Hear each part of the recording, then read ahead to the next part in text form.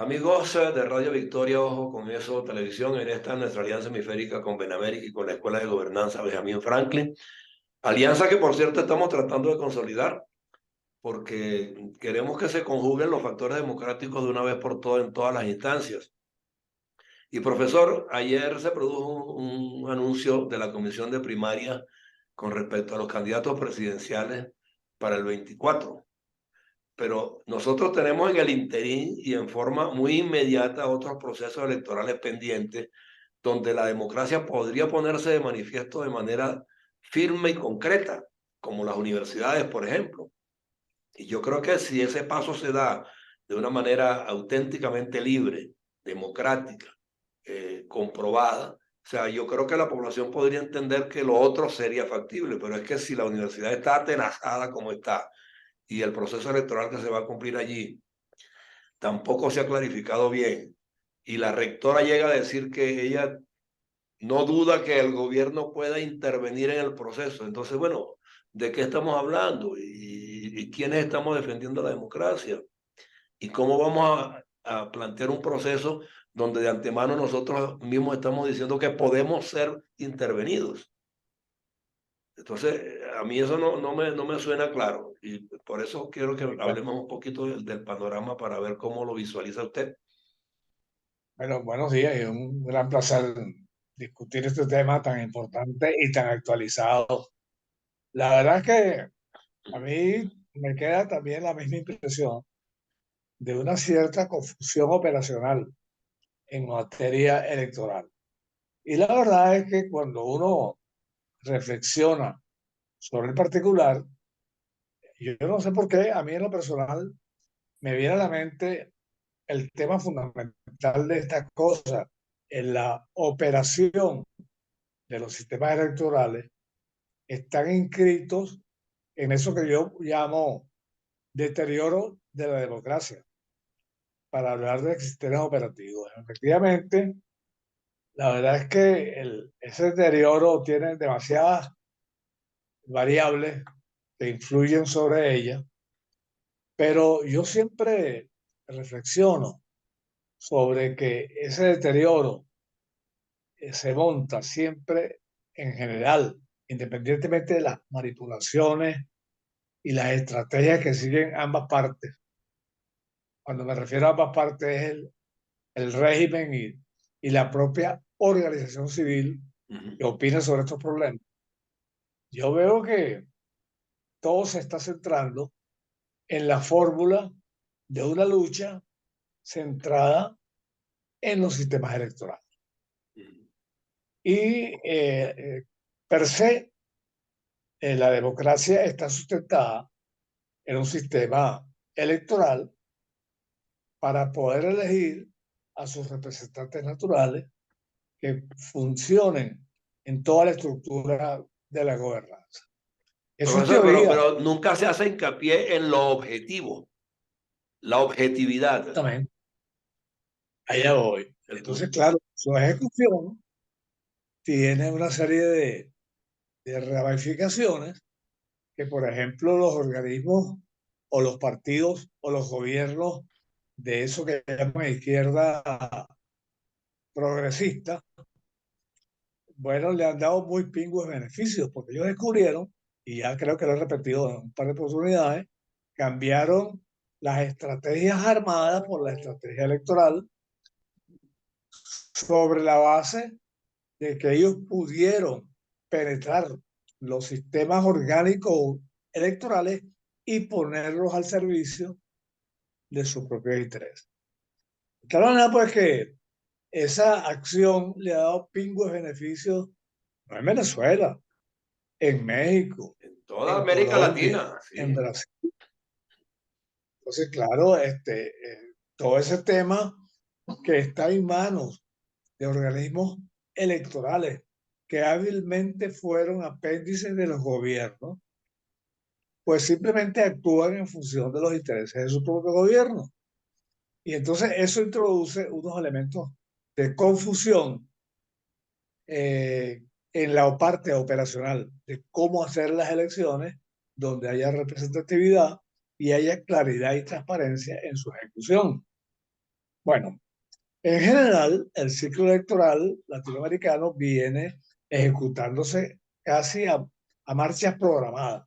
Y de hecho, prácticamente en América Latina, los gobiernos se han renovado, presidentes, congresos, dirigentes, han utilizado el mecanismo de la democracia representativa para convertirla en un eslogan publicitario que se refiere a la cuestión protagónica, a la participación protagónica de la gente, que es puro lenguaje. Puro lenguaje. Ese poder electoral ha desviado todo su objetivo fundamental democrático hacia unos gobiernos que lo primero que intentan montar son constituyentes para adaptar la constitución a sus propios intereses.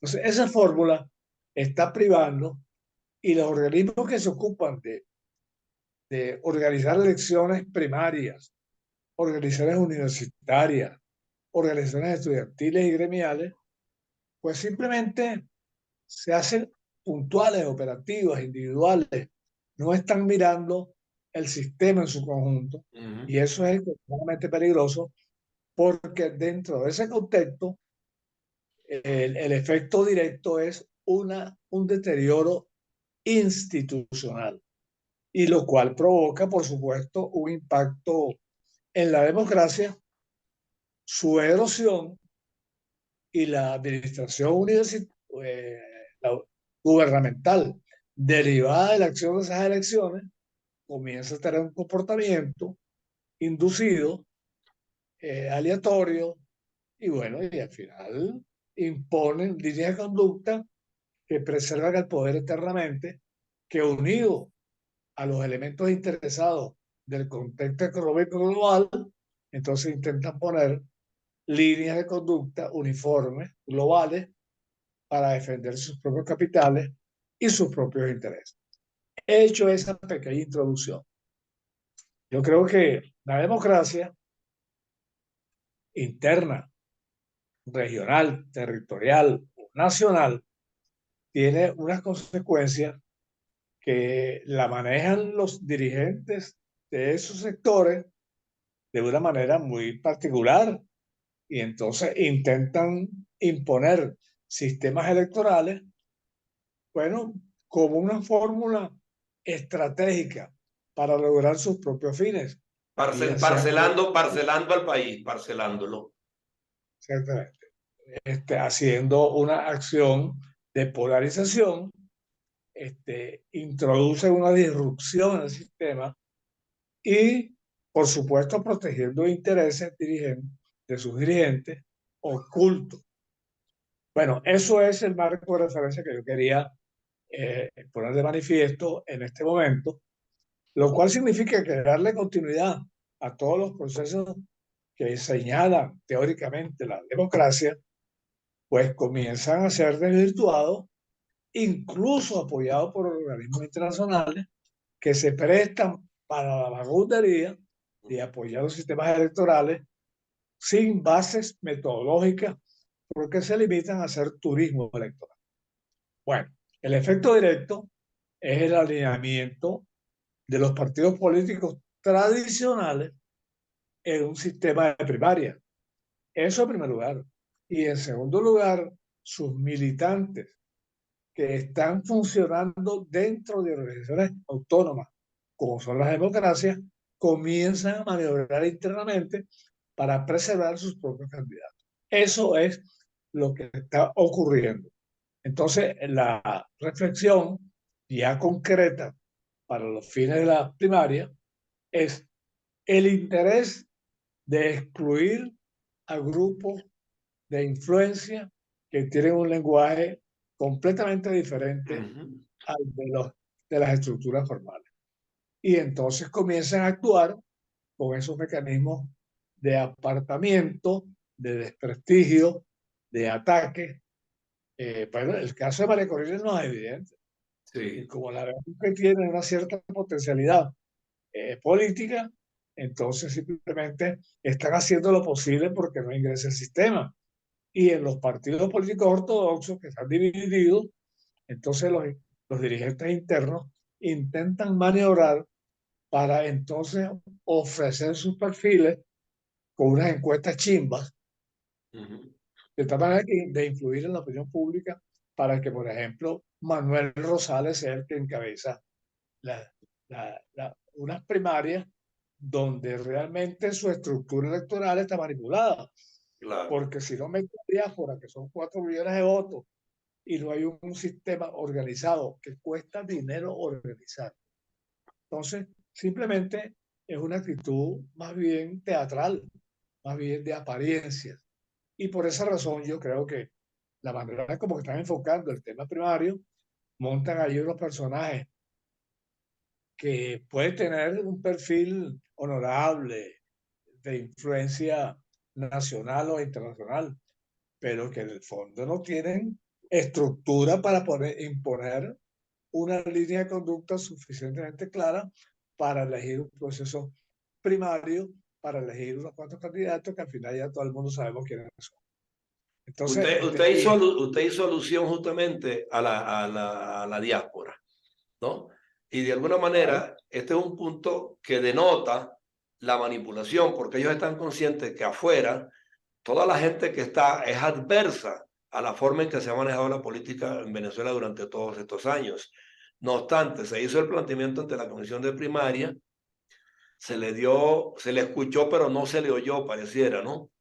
Porque definitivamente, o sea, afuera se estaba esperando que en este anuncio de ayer se produjese algo referente a este sector, que son 4 millones de votantes dentro de los 7 que están afuera, que no se han inscrito, que necesitan inscribirse, que necesitan expresarse, que también sienten Venezuela tal vez más que muchísimos otros que están adentro, porque por alguna razón salieron, porque sintieron pues que políticamente en la forma en que estaban estructuradas las cosas no había forma de recomponer al país, porque lo llevaron a la quiebra, pero afuera por lo menos están alcanzando una formación al día para cuando corresponda aportar algo a favor de la causa nacional de la democracia.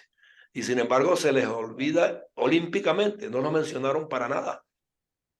yo creo que todo eso que tú has dicho, o sea, es bien importante, porque eso se inscribe en una estructura demagógica. A mí el acto de ayer le invitan a los que tienen que invitar, no invitan disidentes ni gente que es capaz de opinar en No, una asamblea. Y exacto. entonces un show para consolidar la estrategia gubernamental. Lo digo con toda sinceridad. Sí. Entonces, pero además, lo que es más grave es que en el proceso que se actualiza, al menos dentro del ambiente universitario, de celebrar elecciones en mayo, la rectora es la primera que sale a decir, antes de irse de vacaciones para España, para estar por allá ausente de las decisiones, porque le escurre el bulto. Entonces dice, bueno, es que el gobierno puede boicotear las elecciones. Entonces, claro, los movimientos internos, que son grupos de profesores, de empleados, de obreros y de estudiantes y de egresados, que están interesados en que esto se resuelva para reventar 14 años de incompetencia académica. Entonces se consiguen con sus máximos doctores, dicen, bueno, tengan cuidado, no avancen mucho porque los pueden intervenir. Bueno, ¿qué clase de mensaje es ¿Qué eso? mensaje De es ese? una Cuando debería estar ahí justamente luchando en contra de eso y animando a la gente y presidiendo las convocatorias. como Es- si fuera poco. Entonces, los efectos internos son graves, porque, por ejemplo, empiezan a perfilarse personas honorables, personas que tienen perfiles para manejar la universidad con propiedad, y entonces prácticamente los obligan a decir, mire, yo estoy aquí porque yo quiero reinstitucionar la universidad, pero yo no quiero ser un elemento de choque político, sino más bien mirar hacia eso es adentro para entreguismo, eso es transformar. entreguismo. Bueno, Porque y como, a alguien que tiene 14, 16 años avasallándote, tú tienes que confrontarlo. bueno, pero es que ahí viene el tema. Sí. Entonces resulta que autoridades que tienen 14 años se quieren reelegir y entonces desarrollan una actividad de descrédito hacia aquellas personas que le puedan hacer peso. Y dentro de la oposición verdaderamente, entonces los partidos políticos ortodoxos comienzan a actuar adentro. Por ejemplo, yo conozco de un candidato que está apoyado por la vieja línea de la Bandera Roja. Entonces, politizan una candidatura y además esa candidatura comienza a adversar a otra de legítima procedencia, pero que no obedece a alineamientos partidistas. Entonces, estamos contaminando una vez más el sistema electoral universitario con visiones políticas internas, con fines absolutamente perversos, porque a fin de cuentas lo que están es defendiendo una actitud nacional y que están en correspondencia con el grupo de los cuatro. Claro, y Y están en correspondencia. mientras estamos hablando de democracia en las universidades, entonces entubadamente el régimen dice, yo designo al hermano de Chávez como rector de la universidad tal. ¿Y quién lo escogió? Así es. Entonces, claro, eso es el entorno dentro del cual se están moviendo estas elecciones. Yo he participado activamente en algunas reuniones donde yo observo claramente ese fenómeno y la gente no se atreve a decirlo porque la universidad es impoluta, la universidad es magnífica, la universidad hay que reconstruirla académicamente, pero es que resulta que estamos inmersos en un sistema dictatorial que hay que enfrentar. Entonces, bueno, es bien, hay que enfrentarlo con mecanismos democráticos, altruistas, académicos, pero la universidad está en unas condiciones que requiere defender su autonomía, defender toda su estructura académica, pero al mismo tiempo defender toda su estructura económica que ni este gobierno ni los nuevos van a resolver, porque los ingentes recursos que se requieren para reconstruir una universidad que deliberadamente fue Destruyeron. destruida, no hay manera de hacerla con los elementos ortodoxos tradicionales de reconstrucción de una universidad. Los tiempos cambiaron, la tecnología está marcando el paso, las nuevas profesiones aparecieron, los intereses psicológicos estudiantiles y profesionales cambiaron, la universidad se quedó desprovista de personal académico de gran nivel, el 40%, lo decía la gente, los estudiantes ayer, se han ido hasta más de un 30%. Sí, señor. Esas cifras sacaron del sombrero, yo creo que son más medidas, ¿no?, sobre la base de la matrícula universitaria. Bueno, y entonces tenemos entonces dos organismos, uno de las primarias, uno de elecciones universitarias, que están trabajando con lineamientos establecidos por el régimen en su programa de ejercicio, lamentablemente. Sí. Y entonces aparecen las amenazas que la rectora irresponsablemente ha dicho en una visión televisada. Ahí está ese problema y yo creo que lo puede intervenir, a lo mejor no hay elecciones y Ah, se va a pescar. Yo me imagino que está buscando posiciones en España para salir corriendo una vez que esto se soluciona, si es que se soluciona. sí, es que Bueno, bueno, perdóname. no, es que esa es la verdad clara y clarísima. Y bueno, yo comparto 100% todo lo que usted está diciendo, porque nosotros desde que comenzamos estos programas hemos estado abogando por el rescate de la academia. Hemos insistido que no solamente en Venezuela, sino en América Latina, todo este sistema educativo tan prestigioso que tuvimos se ha venido a menos y no tiene quien la defiende. Nosotros aquí hemos intentado hacerlo, pero bueno, necesitamos que de alguna manera pues la lucha continúe y la vamos a sostener independientemente de lo que pueda ocurrir ahora. Ahora, como este corolario no es solamente la educación superior, ya sabemos todo lo que está pasando a nivel Sí, de en general. por lo menos estamos sobre aviso, nadie nos va a engañar.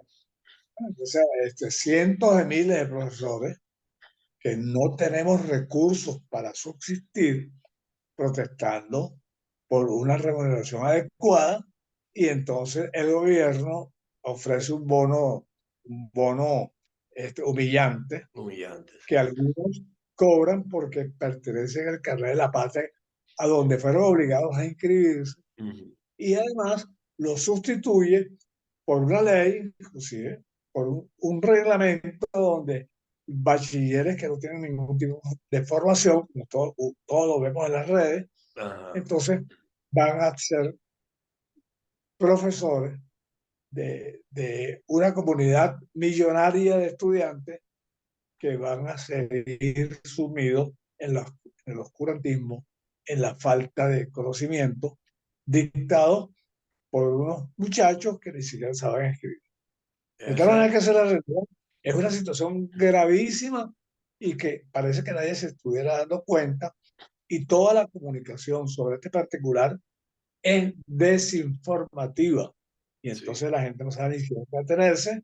Y claro, los que tienen mayor conciencia del futuro de sus hijos comienzan a buscar opciones en la educación privada, donde por cierto los hijos del chavismo copan los cupos y pagan lo que sea para que ellos tengan entonces el privilegio de tener un perfil cultural un poco más elevado que el proletarismo, y exacto. entonces eso significa la continuidad del poder, tal como lo señala el modelo cubano, No, que es estamos clarísimos. Sí, ese es el fin último de ellos. Ese ideologizar al continente entero en esa dirección, y lo han ido logrando. En algunas partes hay reacciones, hay resistencia, pero ha costado mucho y yo no sé cuánto tiempo nos va a tomar, pero de todos modos sigo esperanzado en que la democracia en algún momento se imponga de verdad, verdad. No sé por cuál vía. La gente sale a la calle y nos denota eso, que todavía hay fibra democrática en la gente común y corriente, pero no sé en qué medida se puede canalizar adecuadamente para que tenga éxito, porque se requieren líderes siempre independientemente de lo que queramos. la salida. Estamos viendo, hay movimiento en la calle, Eh, esa sería la extemporáneos y salida, pero no termina de organizarse. Falta claro, una justamente ahí, estrategia. Hay que armar una estrategia. exactamente. Bueno, muy bien, yo creo que eso es el cuadro. Es el cuadro, sí. Bueno, de todos modos, pues yo creo que ya eh, en las próximas sesiones veremos qué es lo que podemos decir al respecto, porque ya mayo está aquí para las elecciones universitarias y el otro sigue andando con los pies cojos y trancos, como dicen, ¿no? Porque lo de ayer definitivamente no me da ninguna esperanza. Muy bien. Gracias, profesor. Hasta luego. Gracias, gracias. Cuídate. Ahora, igual.